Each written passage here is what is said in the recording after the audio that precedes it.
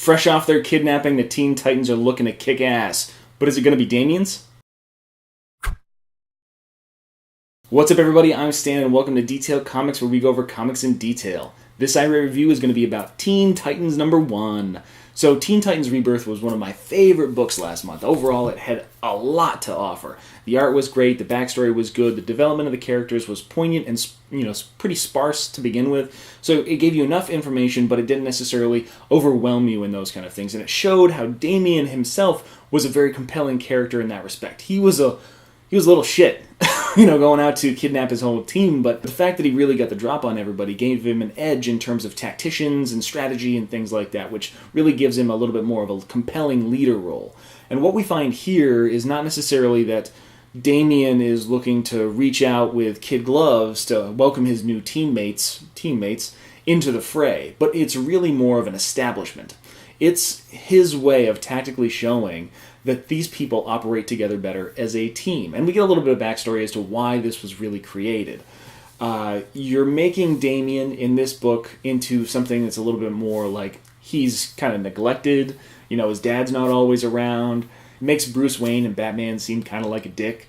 It's like, oh yeah, it's your birthday, and your dad's not here, and it's just like, oh man, that absentee father stuff, that's brutal. But the kid is like born and raised assassin, so you wouldn't necessarily expect him to be all too shook up. But the relationship between Alfred and Damian is really kind of cool. It's kind of compelling, and it's just like, what kind of wish do you have, Master Damian? And he's just like, Pennyworth? I like how he calls him Pennyworth and not Alfred. That's pretty fun. And what it comes down to is Damian's reasoning, his purpose behind forming this group, to kidnapping these individuals.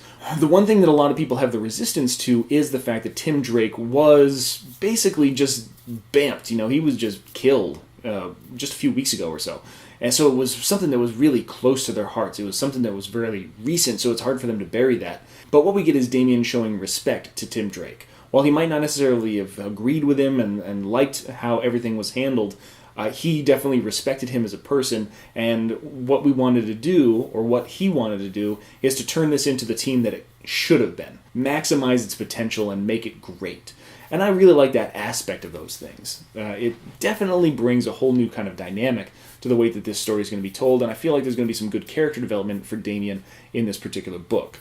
As far as the art's concerned, the art's great. I really like the style, but the concerning thing is that I feel like the artists are going to change. So I'm going to have to look at the upcoming books to see what the artist notes are, what the credits are for the particular artists that are going to be on the book, because John Boy Myers has created a very specific vision for this, so I'm hoping that it can be carried over because it's one of the more appealing aspects of it, but given how we've seen these different titles from DC Rebirth bounce back and forth between artists, maybe he's not going to be around much longer.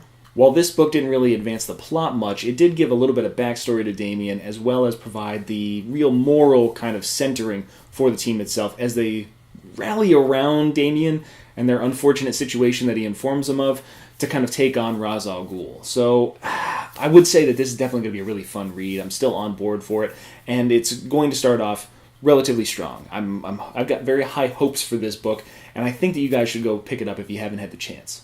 So that's my review of Teen Titans #1. But I want to know what you guys thought too, so hit me up in the comments down below, and we can talk about that, start that conversation. As always, if you like what you see, hit that like button. Don't forget to subscribe right there. Get more news, reviews, and commentary on comic books, comic book movies, comic book TV shows and games, and anything and everything inside the world of comics.